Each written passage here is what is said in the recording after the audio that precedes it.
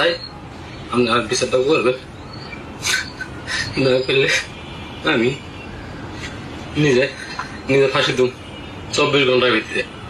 আমি আর কিছু করার নেই।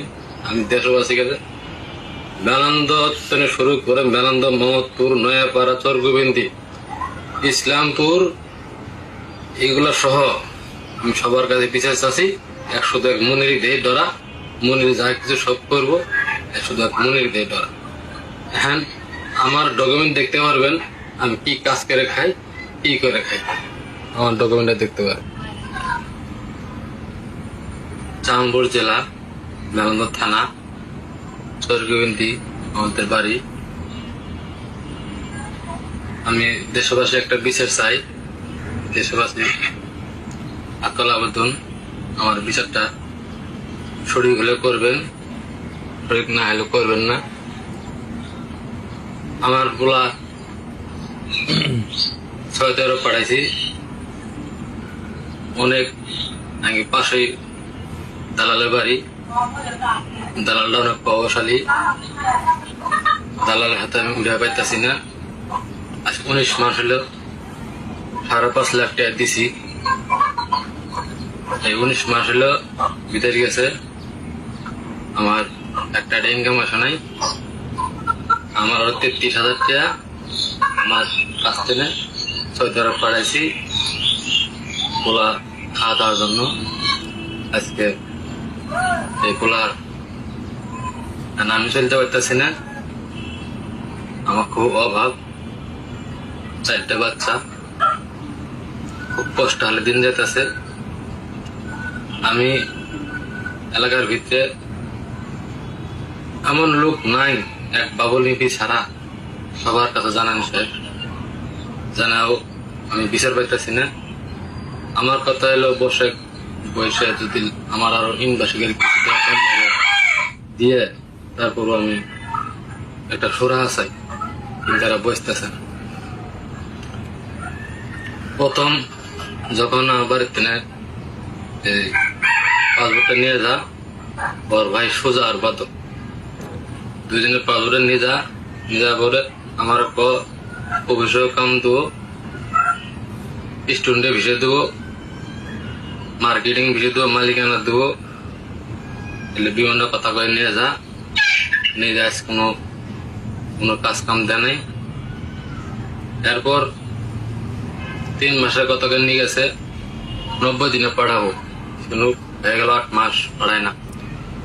ওরা শহীদুল্লাহ আলাবাদ আনসার গোবিন্দি বাড়ি, শহীদুল্লাহ আলাবাদ সালিশে আমি পাঠাম না, এটা হলো সাপ্লাই বিষয়। তখন শহীদুল্লাহ আমি নাম বাতুল নম্বর আলিং নাম্বার চরগোবিন্দি বাড়ি, মোহাম্মদপুর ইউনিয়ন।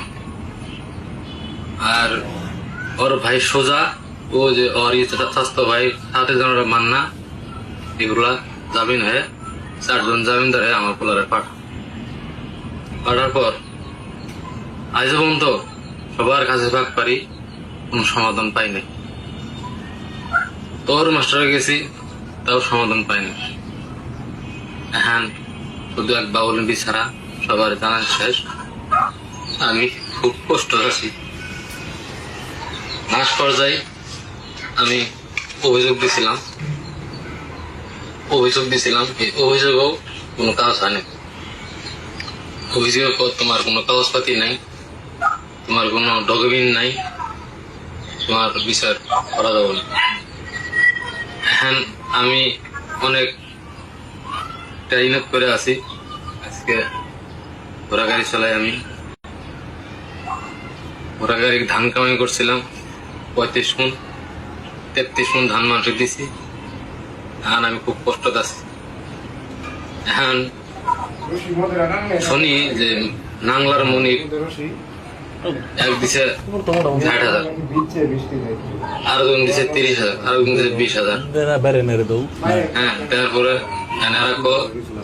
কোন বিচারক বসবা না, চাকরি হচ্ছে আমরা দেখ।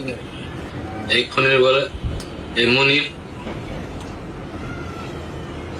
কোনটাকে মানুষ ফোন করে, এই মনিকে সবাই ডরা, চরগোবিন্দিবাসী সবাই ডরা, মোহাম্মদপুর, নয়াপাড়া সবাই ডরা। এই মনির খুব বড় ডেঞ্জারাস। আমি এত কথা বলতে চাই না। আমি বাবুলির কাছে এটা একটা বিশেষ চাই। আমার পোলার এইভাবে যা ফাঁসাইছে, আমি সঠিক একটা বিচার চাই। এমনকি কোনো প্রশাসন, সবার কাছে আমি বিচার চাই, এই বিচারটা আমার করবেন। আর যদি না করেন, আমার ফাঁসুদি ছাড়া কিছু হবে না। আমি নিজের জন্য নিজে শেষ করবো, আর কিছু করার নাই। আমি মশলা পাক পাল্টাছি, আমি কোনো বিচার পাই না। আমি এই বিচারটা চাই আপনাদের কাছে, দেশবাসীর কাছে এই বিচারটা চাই। আজ এরা জামিন ধরে পাঠায়, আরো কিছু করা নেই।